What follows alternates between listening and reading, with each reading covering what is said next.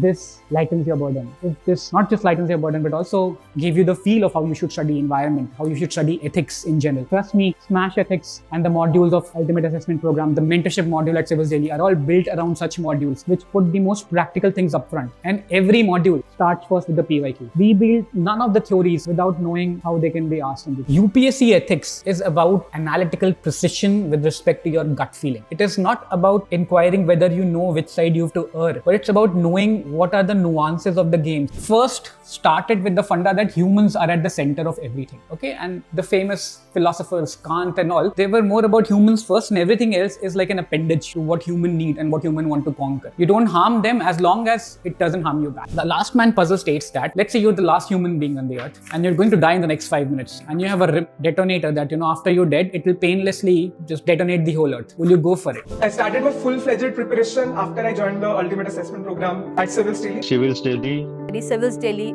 There is a 12-month strategy which I have done on Civilsdaily platform only. I reached out to the Civilsdaily team. Civilsdaily. Current affairs में Civilsdaily. Civilsdaily. Civilsdaily. A mentorship program of Civilsdaily, and that did help me a lot. Hi. There's a famous story from Indian mythology that most of us would know. And that's of Bhagwan Krishna asking the villagers to worship the Govardhan Parvat instead of Lord Indra. And his rationale is that, Govardhan is the Parvat which stands between you and the weather phenomena from across. This is the Parvat where the cattle grazes, where you get all the bounties, and which basically gives you everything that you need for sustenance. And so we should be grateful for this. And when Indra hears about this, there is storm and rains of unimaginable proportions, and Krishna raises the Parvat and, gives refuge to everyone, thereby, in a way, establishing the prominence and the necessity of taking care of the ecology around you, rather than some abstract high god and getting into a transactional behavior with them. In a way, the ecocentric model of environment ethics was ingrained in our psyche long ago. And it's not just this story. There's another story and a famous shloka in some of the suktas where, we credit earth to be our mother. In a way, we live life as if we're owing the debt. We're paying the debt back to the mother. There are famous rituals in India where in southern India, you have these rangolis and they are done with the rice flour so that ants can have a bite at it or have a go at it. And not just that, in the whole conception of the deity system in the Hindu religion, you have gods with their vahanas, the vehicles of all kinds, rodents, pests, fearful animals, all kinds of animal. And in a way, if you love the creator, you cannot, not care for, their vehicles and their creations. So in a way, if I have to talk to you about environmental ethics, it's a difficult task for me because by default, all of you have intuitively some of these ingrained inspirations already. So there's a possibility that, you might just switch off the video now, or you might relegate this portion of ethics and similarly all the portion of ethics syllabus because it intuitively appeals to you, and you might just be able to swing around and write some middle ground answer there in the paper. And that is where the fallacy lies. UPSC Ethics paper is about analytical precision with respect to your gut feeling. It is not about inquiring whether you know which side you have to err, but it's about knowing what are the nuances of the games. What are the tensions where ethics of environment collide with ethics of capitalism, or collide with ethics of development, or collide with ethics of sovereignty, etc., right? It's that middle balance which we have to know when we study environmental ethics, which is part of the applied ethics chapter of the whole ethics syllabus. And this video I am making to put into perspective the pedagogy we're going to take as a part of the Smash Ethics module, which will be launched close to 15th January and about, and is part of the UAP and the Smash Mains module already. Now, with that as a background, with that as my limitation, as my known constraint, if I have to keep your attention and hold it, I have to tell you that the way we arrive at ethics from a Western lens is different from the way we arrive at ethics from the Indian or the Eastern lens. In the Western model, we first started with the funda that humans are at the center of everything. Okay, and the famous philosophers, Kant and all, they were more about humans first, and everything else is like an appendage to what human need and what human want to conquer. Okay, you don't harm them as long as it doesn't harm you back. So you can harm them and you can exploit them if it gives you some good. But if harming or exploiting animals and environment and nature brings you bad, then maybe, take caution. That was the human. We call it the anthropocentric model, right? And the whole idea of this was that, we are intelligent people, we can take calls, etc., etc. But then, some philosophers said, hey, what, babies and very old, frail humans are also not that intelligible about their life choices, right? But we do take care of them. We don't just discard them from our decision making. And so by that logic, slowly and gradually, pain started becoming a parameter with which you put more people in the hold or in the fold of, people you have to take care about. It started with humans of a particular tribe. Then the idea graduated, you take in humans in general. And then you started bringing animals because pain became one of the criterias. But what, nature and environment, plants and all, they still don't feel pains, right? Water, mountains, they don't have this pain angle. So what do? So as we develop further, as we increase this, call it a moral circle, as thinkers and philosophers came and they increased the moral circle outwards, they gave two interesting things. They said, one, think of the future humans who are not yet born, and think of their time and what they might want from the earth. So if you do not care about the nature, that's fine by us, but you are at least the guardians, or you have a stewardship model in a way. You're the guardians for the future generation, so you cannot over-exploit nature. That was one model which was kind of in line with the anthropocentric. We can call it the Enlightened anthropocentric model, right? And the second was that, some things have a beauty and a need for in and by themselves. Right? There was a famous thinker and he said that, if you care about animals and birds and fishes and all these things by some logic, you cannot extricate these from the ecology with which they live in. Fish swim in the water. You can't say I care about fish, but I don't care about the water, because that's not how the things work. Everything is important because there's a reason why things behave cohesively. So just as you might like a good painting, and some of you can argue that, it's aesthetically nice, I don't want to destroy it. It's the same way in which you go and you feel for the nature in general. So, and then there are more layers to it, right? There is a radical ecocentrism, wherein, nature is its own thing, it's its own being, right? And you do not mess up with that. It's not a subject, but it's also something which is living with you. But more or less, you get the drift that Western model emerged and expanded from humans to animal to environment. Now, there are interesting riddles and paradoxes or puzzles which are given for people to make you think. But I'm fully aware that we as Indians, will not rank them as so difficult or complex. One of the puzzles is the last man puzzle. The last man puzzle states that, let's say you're the last human being on the earth, and you're going to die in the next 5 minutes, and you have a detonator that, after you're dead, it will painlessly just detonate the whole earth. Will you go for it? Now, this might sound ridiculous to you, but the answers, yes or no, both ways, will tell the Western audience where they lie. If you say, I'll go for it, then you are still this person. If you say, no, I will not go for it, then maybe somewhere inside you think that, environment is there for its own reason also. But let's not get smug about this. The second step to the riddle is this. We eradicated smallpox. The whole population of that organism, if we think that there's an ecocentric model and everything has its place to be, then because smallpox was infringing on our vitality, we eradicated the whole smallpox, right? In a way, we inflicted violence on that whole species and it's off the earth. Would that be something good?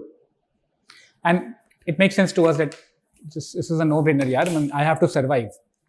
So putting things into perspective, what you have is a sentimental Anthropocene logic.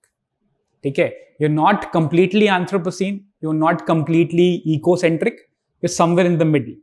Which basically means you have to draw a line somewhere. Which brings us back to the topic of applied ethics for environment for the paper of UPSC. अभी तक UPSC में 4 सवाल आए हैं इसके. It's a topic which is now gaining mass. So 2024-2025 there were 2 questions back to back. उससे पहले 2015 में क्वेश्चन पूछा था simply what do you mean by environmental ethics? Why is it important to study? Discuss the environmental issues from a point of view, give some example. Very simple definition question.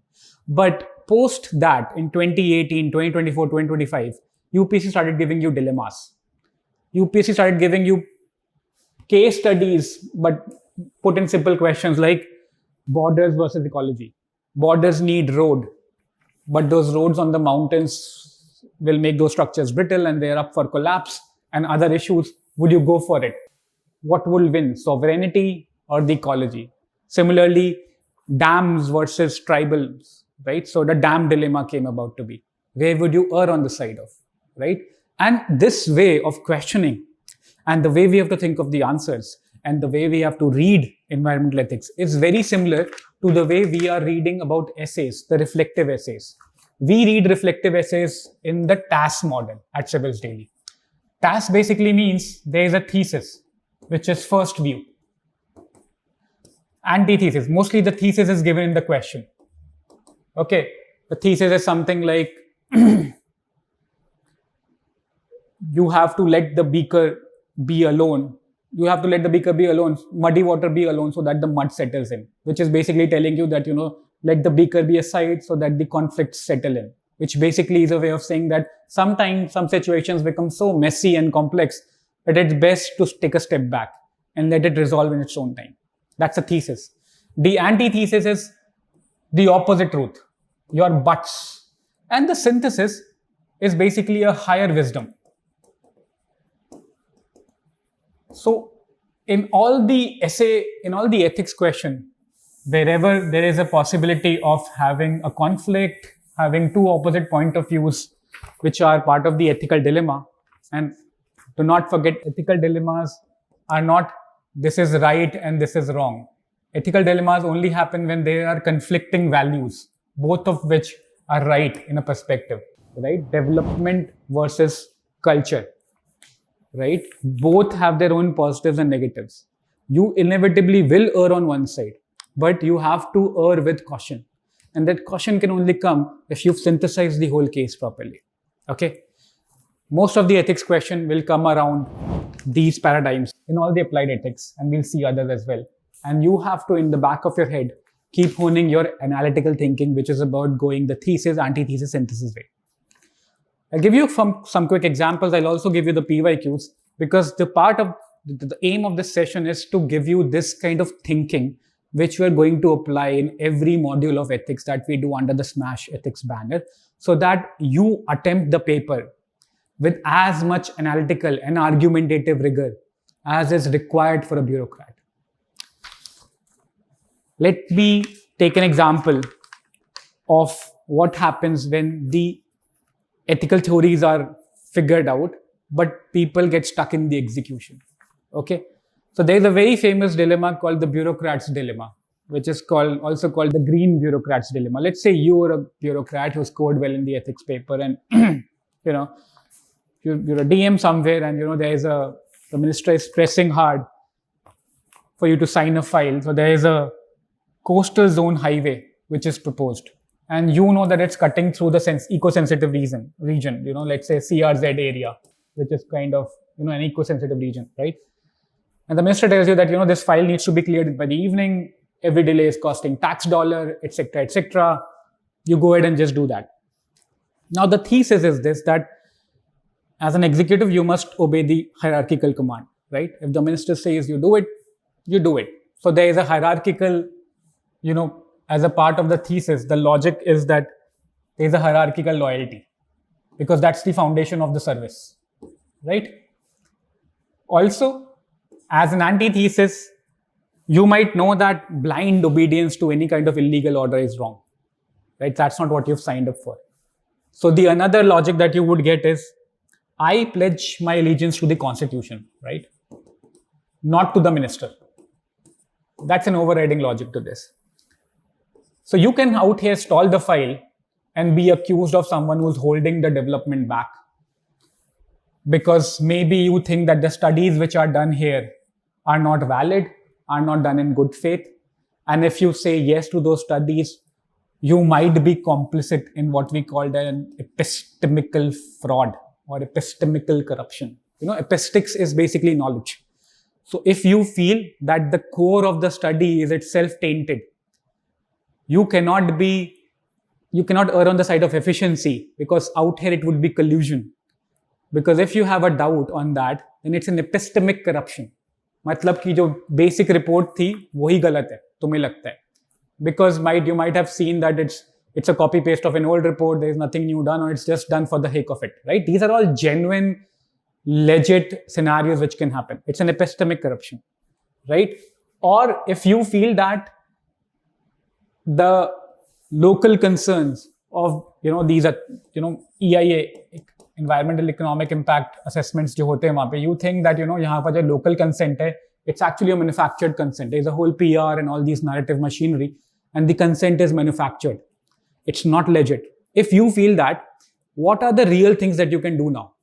You are a bureaucrat. You cannot act in the sway of emotions. So you have to act with the right ethics in priority, and you have to take the legit next step. And most of you would know, the thing that in your hand is that you have to invoke the doctrine of written accountability.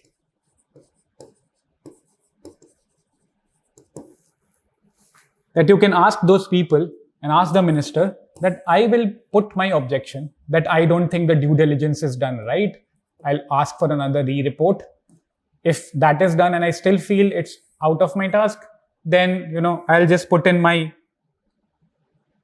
my comments on the file, so that now the onus lies on the minister, on the executive, where it should rightfully lie, right? As a bureaucrat, you're not the executive. You're there to make sure things happen, right? And so this way you get out of this ethical dilemma. You might still bear the burnt of the minister, or you might still be shunted out, but etc., but you will do the right thing in that ethical posting, And this is how you need to navigate your answers to the questions. If that made sense to you, there are similar execution functions, which calls upon this level of nuanced thinking. So what we started this lecture was that, we're Indians, we kind of know what's good, what's not good from the environment, but we're not able to practice it always, right? It's more symbolism for us rather than actual reality of it. We're more like, in the home we'll be all this spiritual and Vedantic and Advaitic about things, but in execution we'll err on the side of whatever the leading narrative of the day. And as a bureaucrat, you can't afford to do so, right? You cannot have ritual reverence on one side, but operational indifference on the other side. You have to balance the scale. There's another interesting execution dilemma which is called greenwashing. And I'm sure you have heard of it, or you would have some intuitive idea about it, that it's basically more marketing, less work. Less actual work given to ensure that your systems of production and management are green, but more marketing around that, more labeling, more campaigns, more narrative. And as a bureaucrat, you have to be more hyper aware of that, right? So think of the similar scenario. Let's say there's a new bottle manufacturer which has come in your district, and he has got express instructions from the ministers ki haan theek hai laga lo. Also he's telling you that my bottles are, the plastic that I use is recyclable. He is not recycling, but the plastic is recyclable, meaning that the onus of recycling the plastic is now shifted to whoever the third party wants to recycle the plastic, but he will still use a plastic which is recyclable. So a part of the whole blame, or the part of the whole onus of making sure the plastic doesn't stay in the ground, is now shifted to whatever, state, private players, or the humans, right? And this is where your sensitization comes in. That either you ask him to change these things, or you ask him to include more percentage of, CSR activity which ensures that the plastic is indeed recycled by that same plant. Or you ask the government that, if we want such and such things to happen in our district, it's good that we have a head start here, but then we need to put money in the state capacity to actually also recycle this thing. Ye sare steps in some order of priority are what lie in your hand. So what we've done and what we understand, I hope, with this environmental ethics thing is ki you have to go to every nuance of production line, or whatever the case scenario would be, and ensure at every step accountability is put in the system. If not, you have to write in the paper what is the danger you're flirting with here, right?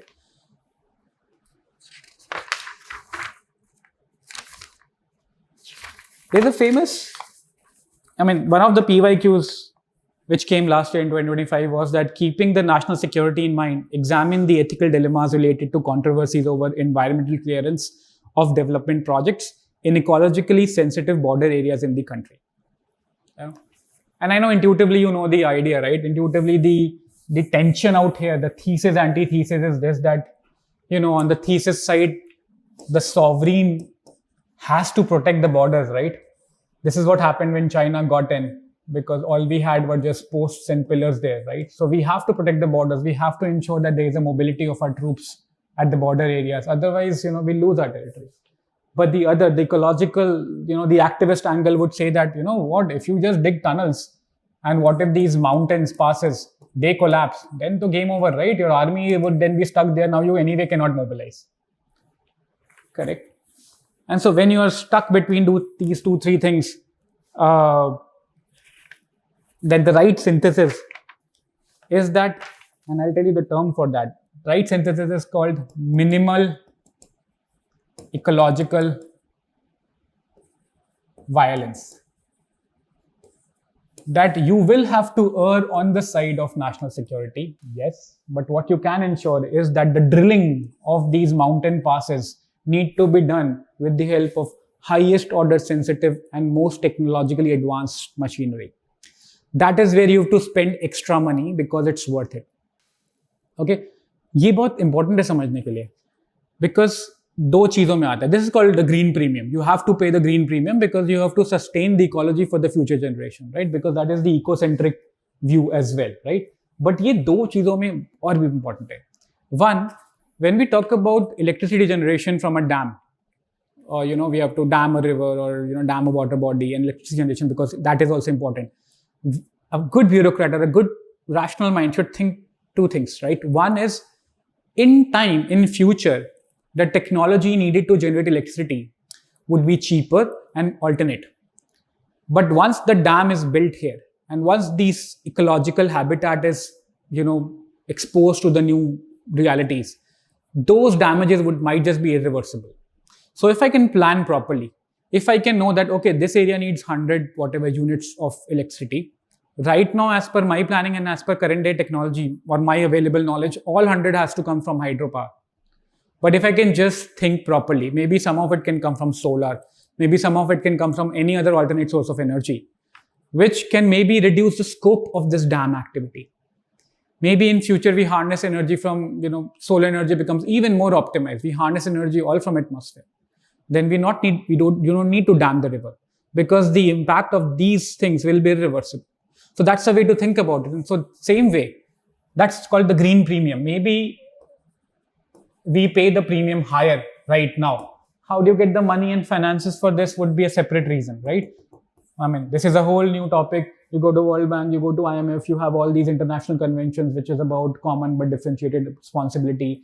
We're asking developed countries to pay a premium back to underdeveloped countries so that we don't have to pay for their era of all the ecological nonsense. But coming back to the tunneling thing, you would say that I would pay a green premium for these tunnels because I need to protect these ecosystems.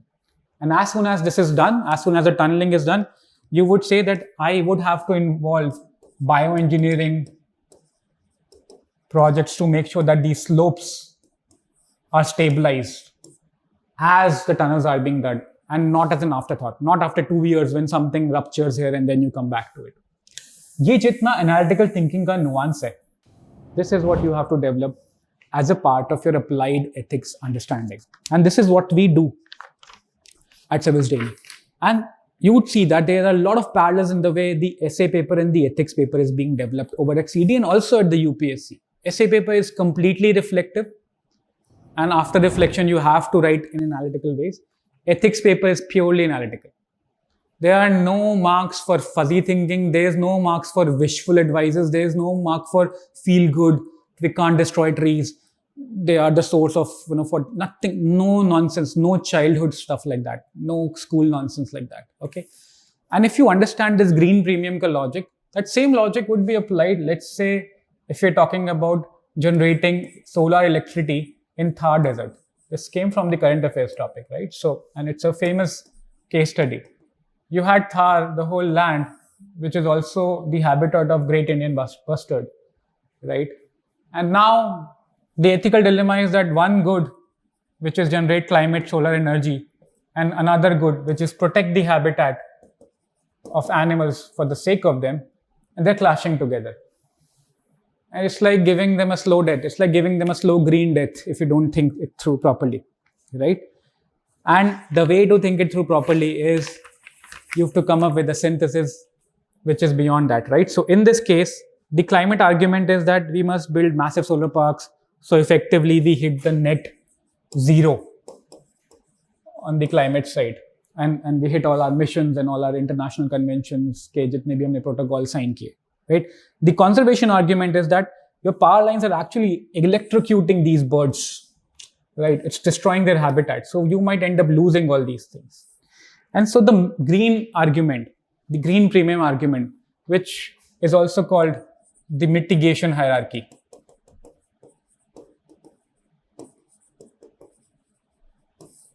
That tells you that, just because you are doing something on the renewable side, that doesn't mean everything is possible. Renewable energy doesn't mean it's immune, doesn't claim immunity at an overall level, right?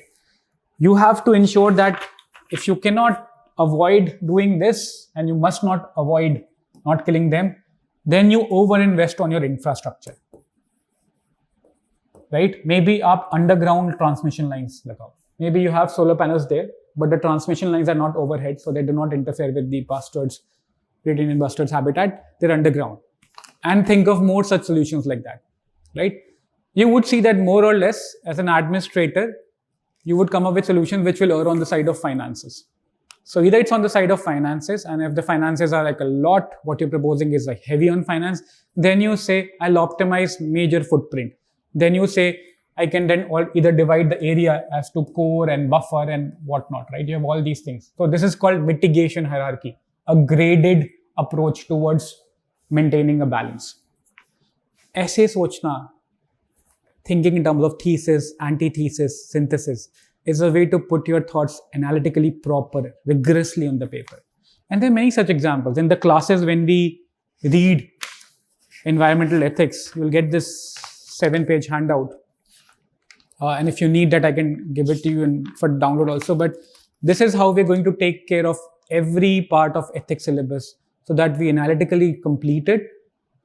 And as a beginner, as a veteran, you might have known and you studied it alone, you'd come out to be at least 40 marks richer in this paper, at least 30, 40 marks richer.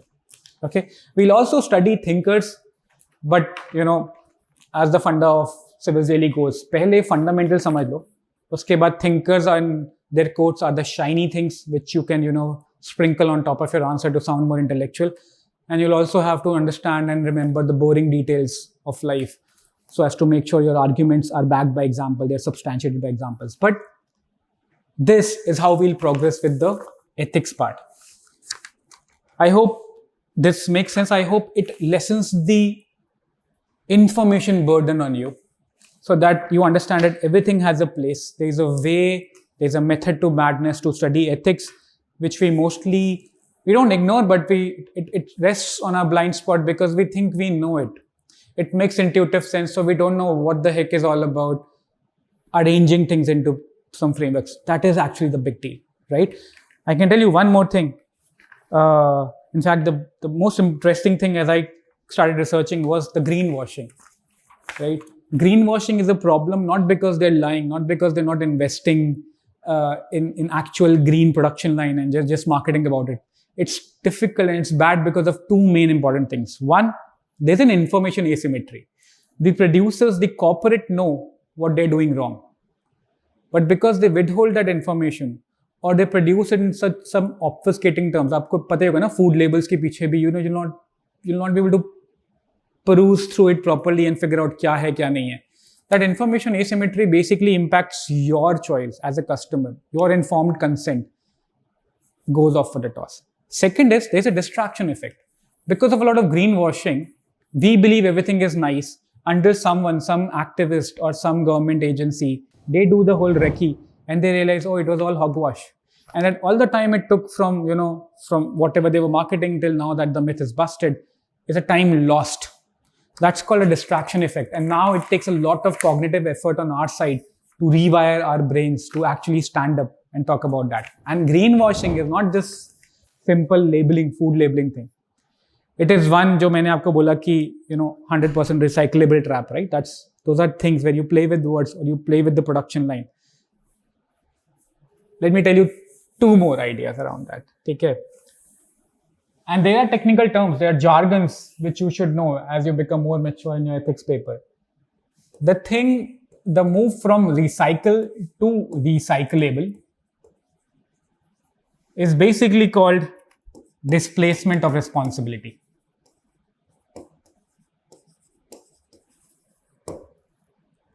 So the corporate who cleverly gave this tag, it has displaced responsibility to the municipal corporations now or to the private bodies.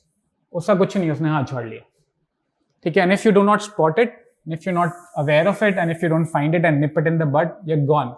It'll be years before government or municipal or private citizens ka activism reels it back in. There's another thing which is called the net zero illusion. This is also a greenwashing thing. Net zero illusion basically says that we have to be carbon neutral by whatever X amount of years. Now, major oil companies, and you know about the carbon credits, right? What they do is they will buy carbon credits from, let's say, Brazil or some of the South American nations which are forest rich, right? They'll buy these carbon credits from them, and that in a way they will bypass the actual mitigation mechanism they had to deploy in their production process, because every year they will spend dollars to bypass just this. And this is called, in a way, commodification of conscience. They've outsourced their conscience to another country or another organization. They bought credits for them and they continue to do whatever they're doing, right? Now, as a bureaucrat, you know that there is no natural reduction in pollution that has happened. Okay? If you're a bureaucrat and if the situation happens under your nose, what you have to be particular about it, you have to balance both sides. You have to understand that maybe the last 20% process they can't do anything about right now because the technology is not there, because the costs are too prohibitive, because there is a plan in place but it will take 10 years to put there. But whatever is the 80%, you have to sit down and actually ask for a graded response. They cannot bypass this just because capital has money, the capitalists have money and they can just buy carbon credits from the state. These are the sensitivities that you have to keep in mind, which is where greenwashing can, confuse you. This is another very famous thing, another famous technique around greenwashing, which is called the compensatory afforestation. And ये सब commonsensical लगेंगी आपको when I tell you. What it's saying is that a mining firm cutting down a complex sal forest, right? Sal forest का एक बहुत ही famous जुमला है कि 100 साल खड़ा, 100 साल पड़ा, मतलब गिर गया है, and 100 साल सड़ा. नहीं, something like that कि 100 साल उसको लगते हैं पूरा height लेने में, and it stays for 100 years there, and then when it's fell, it stays for 100 years यहाँ पे भी. उसके बाद जाके this thing degrades, right? So sal forest, if some mining company is taking the rights, as a bureaucrat, you have to ensure that you cannot just randomly put saplings of eucalyptus or anything else some other place and claim that it's replacing it's kind of replacing whatever ecosystem habitat loss you do here someplace else. Doesn't make sense. This is called, in ethical terms, the fungibility fallacy.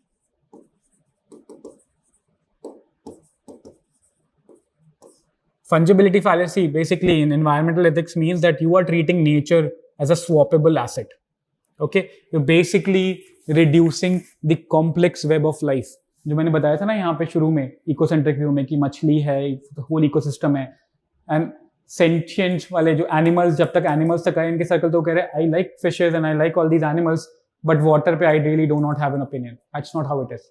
You cannot reduce a complex web of the sal forest, the network, into that, I can just plant saplings here. That is called the fungibility fallacy. The fungibility fallacy comes from the economics term where currency is fungible. I can convert one note to another.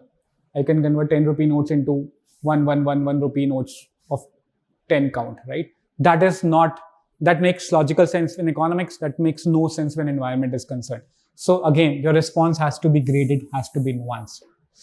So if this lightens your burden, if this not just lightens your burden, but also give you the feel of how you should study environment, how you should study ethics in general, trust me, Smash Ethics and the modules of Ultimate Assessment Program, the mentorship module at Civilsdaily are all built around such modules, which put the most practical things up front. And every module starts first with the PYQs. We build none of the theories without knowing how they can be asked in the exam, right?